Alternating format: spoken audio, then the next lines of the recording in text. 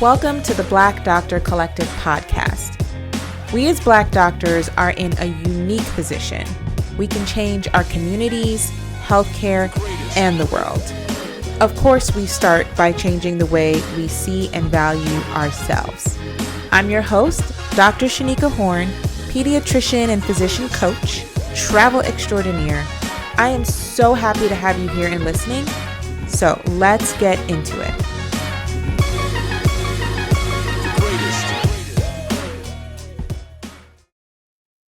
Hey, people in the future. I say this because by the time you watch this, I'll be in Ghana, doing my do because it's my birthday week. Go me. Okay, so this week is funny because literally I'm going on vacation and I think it took a lot to even set up this vacation. I'm about to talk to you about something that I have been guilty of doing, which is doing all these things that look like self-care, right? Like massages, PTO, therapy, but still feeling exhausted. And there was definitely a couple trips that I have taken, even in the last year, where I came back and still felt tired, like exhausted still, which is totally not the goal. So if you're anything like me, then you are also performing wellness, right? Not embodying it because you never actually shifted the workload or the mindset or even expectations. So this episode, I'm going to challenge the wellness aesthetic and dive into what it actually means to create a sustainable, supportive life, not just one that looks really good on IG or makes you feel balanced for a weekend or a little girls trip or getaway, but balanced in totality. Also something I'm still working on. So welcome. Okay, so welcome back everyone to another episode of the Black Doctor Collective podcast. We are still in the Bloom series because it's April and April showers bring May flowers and we are in spring, so we are blooming. If you have been with me all month, we've been talking about what it actually means to bloom. So things like walking away, letting go, redefining success, choosing softness on purpose, even when it feels difficult, and how that choice of softness is actually the harder decision. And so I want to talk to you about something that I continue to struggle with, and that is how we talk about wellness, specifically how we perform it. Because I know so many of us are here doing all the things we're supposed to do, like taking time out for therapy, like taking all of our PTO, like going on vacation or doing the massages or spas or getting our nails done.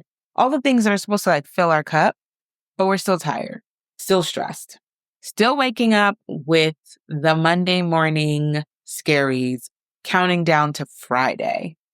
I started noticing that I was doing this. It comes and goes actually in waves, right? So sometimes I'm really good at not doing this and sometimes I'm just terrible at it.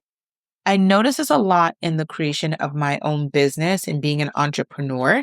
So when learning how to structure my business, I was basing it off of all of the culture of business that I already had seen, observed, learned. However, the whole point of the business was to not be sold into capitalism. So I was finding that I was working every day of the week and I was staying up late and pushing through. And I was almost creating burnout in my business in the same way that medicine had burnt me out.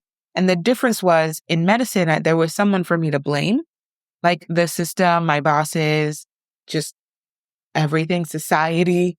But in my business, it was me. And that's how I learned that I had internalized a lot of these principles and how much I needed to actually change. I would say even on my definitely 2 trips ago when I went to Ghana, like last August, September, I definitely did not put a lot of things down, especially for my business. I was still writing social media posts and writing the podcast and all of that. Even on my last trip, I recorded the podcast while in Ghana. Like that's not truly unplugging. So this time I set out because I'm like, I'm taking 2 weeks off. I did it last year for my birthday. I took 2 weeks off, went to Grenada and St. Vincent. And the only thing I did while in Grenada was talk to other Black med students about my experience, which was actually fulfilling, not draining. And of course, I recorded some content because, travel content always hits. But I think I did a pretty good job of unplugging. But the next two international trips, I did not do a good job at. And so this trip that's coming up, or the one I'll be on by the time you listen to this episode, I am doing all the unplugging. And I think sometimes I tell myself that's harder because now I'm like this medical director, right? And I run my own business and I coach in someone else's business. That's 3 jobs. First of all, can we talk about how I'm doing too much? I'm doing too much. But also, how then do I unplug from all of those things? And if I hadn't really thought about it, I would have said, oh, well, I have a hard time unplugging and telling other people that, I'm going to be away and I can't answer anything, right? So in these other jobs and in these other roles, because I have an obligation to people, I feel weird about unplugging and communicating that. But actually, I'm much better at communicating that than I am to myself and my own business. So to be completely honest, my habits are terrible across the board, whether it's personally or in conjunction with some other role that I'm filling for someone else in someone else's company. So it's me. It's me. Hi, I'm the problem. It's me. So how do we, instead of waking up on Monday and counting down to Friday, how do we stop and actually prioritize our wellness versus performing it? I think first you have to recognize that so many of the things that we're doing just look like wellness, even though we're not actually well. And the wellness has become an aesthetic, a performance, a checklist, right? Like I gotta look like I'm doing X, Y, and Z.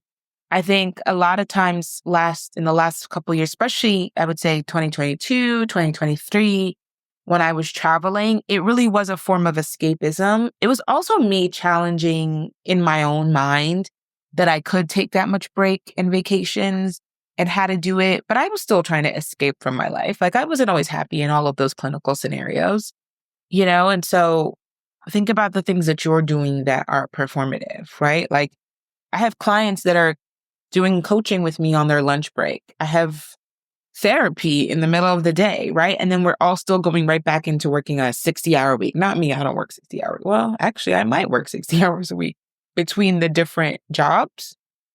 It's very much possible. Right. But that's the point, right? Like we're doing therapy and we're still working the 60-hour week, which is the need for the therapy, right? I'm blocking off PTO, but does it count if I'm still checking the EHR from the beach or if I'm still writing content and I'm still trying to make sure I have time to record my podcast? We're getting massages. We're doing the bubble baths. And then we're still saying yes to every extra shift that someone asks us to do. That's not self-prioritization. That's performance. So that's the part of us that's playing the well person while our bodies are still in survival mode. If this is you, you are doing too much. You are still carrying too much. Me too. I am doing too much. I'm still carrying too much. Because while it looks balanced on the outside and I convince myself it's fine, it's all a lie, right? I cannot self-care my way out of a system that I don't walk away from or won't walk away from. I cannot do enough massage or yoga or meal prep my way out of overcommitment and chronic overfunctioning. At some point, we have to stop. So going to therapy while still working toxic hours, not wellness. Getting a massage every 2 weeks while still covering for 3 other doctors, performative. Out of the office, but still checking work emails, no bueno. If you're resting on vacation, but drowning the day you get back, it was escapism. You have to be willing to change. You cannot rest your way out of burnout. You're literally going to jump back into the same chaos on Monday morning. And so this is the moment, if you see yourself in what I'm saying, because I also see myself, you can join me in this challenge where we ask ourselves, what is the point of self-care if you're still living a life you need to recover from every single week? Yeah, doozy of a question. Okay, so let's talk about aesthetic wellness versus actual wellness. Aesthetic wellness being the things that look healthy, and actual wellness making decisions that protect your peace and prioritize your needs. So aesthetic wellness is what looks good. It's curated. It's the marketable version of health and balance. It's everything that they try to sell you on social media, the vacay, the spas, the bubble baths. It's what makes people say or look at you and look at your life and say, oh my God, you're so good at self-care. Meanwhile, you're secretly exhausted. Actual wellness is what feels good. So it's what you protect even when nobody sees it. It's how you build a life that doesn't require constant recovery. It's saying no without an explanation. It is canceling something with or without the guilt, right? It's restructuring your job hours, your entire role. It could be leaving mid-contract. Yes, that is wellness too. It is taking a rest before you're on the verge of burnout. It's delegating things that you've convinced yourself only you can do. I talked about this in a previous episode. That's a trauma response. Choosing stillness over proving you can do it all is the move. It's like hashtag boredom over burnout. So honestly, actual wellness is boring. It should be boring. It's not the spa day. It's turning off your phone. It's going ghost from the group chat you ain't ever want to be in. Let me tell you something. I hate group chats. There are about 4 group chats that I'm in that I love, and everything else I say no to.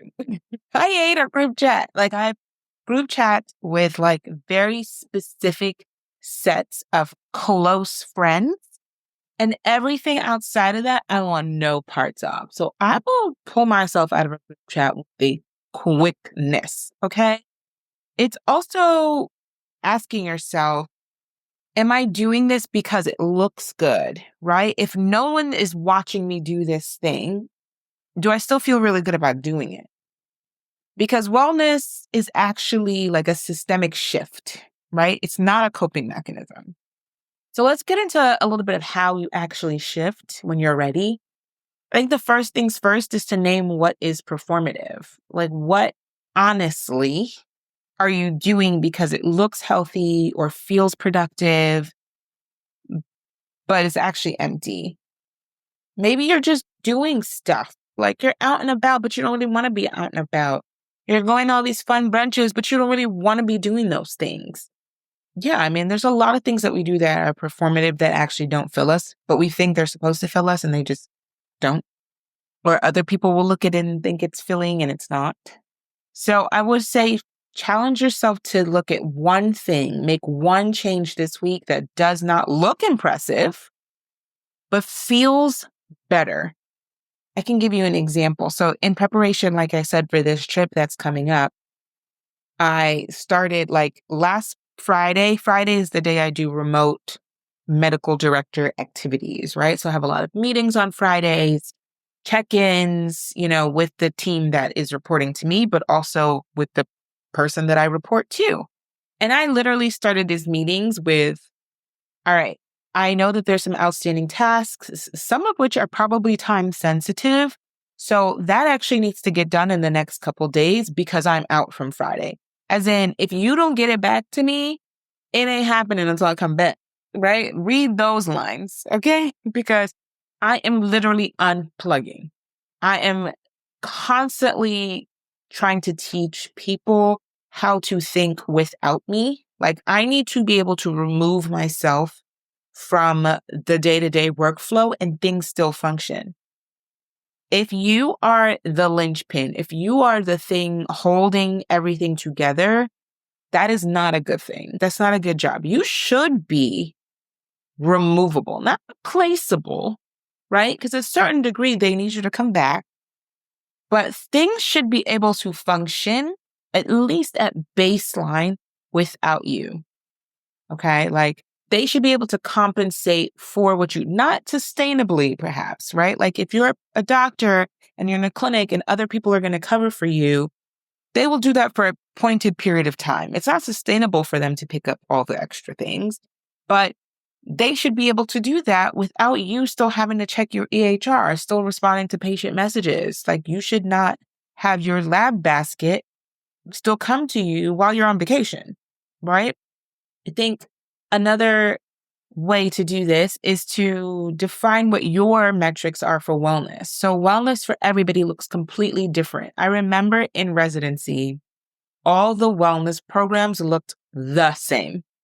It was all yoga and mindfulness and meditation. They offered us yoga after hours in the auditorium where we had didactics. And the thing is, it was really poorly attended. I was probably one of the only people that went because I love yoga. Also, I have no children. So people who had to go home to their kids after work, go home to their spouse after work, who were tired, were not trying to do yoga. It did not look like wellness to them. It looked like another thing that they were being asked to do. And because it was optional, they were opting out. So it cannot be that, right? I also think about meditation. Meditation's the kind of thing that for some people, it is supremely relaxing. It's empowering. And for other people, it's a time where their mind races for 20 minutes. They have no idea what the instructor said or the app said the whole time because they were not listening, because they were so in their mind during the mind spiral. So you really do have to define for yourself what wellness looks like. Forget what the IG influencers are doing. You need to be asking yourself what makes you feel calm, safe, regulated.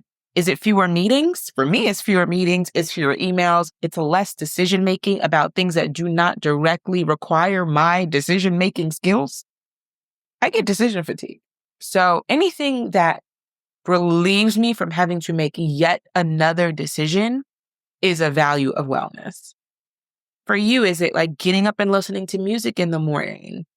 I love music. I remember in fellowship, it's not something I even realized about myself consciously, but in fellowship, we lived on the reservation and I shared a house with two other people, and it was a huge house. It was like I don't even remember, a 4 or 5 bedroom home.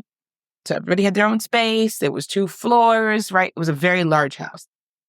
But still, I would play my music and I could get up in the morning and listen to reggaeton, listen to soca, listen to Afrobeat. It puts me in a good mood. I feel good. And I remember one of my co-fellows, my roommate, saying, how can you listen to that so early in the morning? Like, it's just a lot. For her, that was not wellness. It was probably disturbing. And I did it just in my room with the door closed. So I wasn't, but she could walk by my room and hear the music. And she was genuinely confused about how that would be relaxing. We have different metrics for relaxation. You have to know what yours is.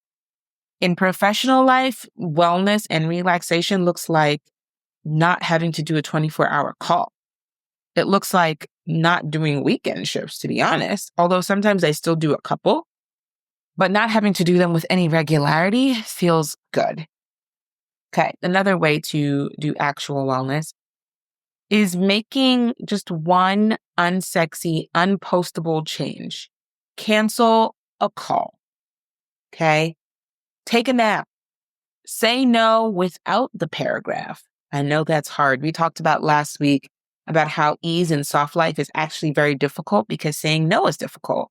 And using no as a complete sentence is very difficult.